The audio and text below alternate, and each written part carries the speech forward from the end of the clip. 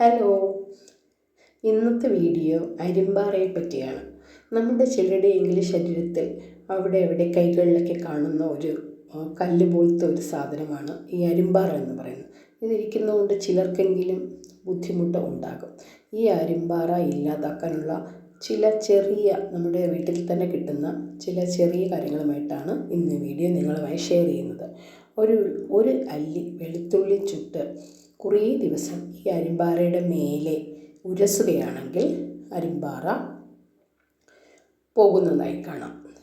കീഴാനെല്ലി എല്ലാവർക്കും അറിയാമല്ലോ. കീഴാനെല്ലി അരച്ച് അരിമ്പാറയുടെ മേലെ പുരട്ടുകയാണെങ്കിലും ഈ അരിമ്പാറ ഇല്ലാതാക്കും.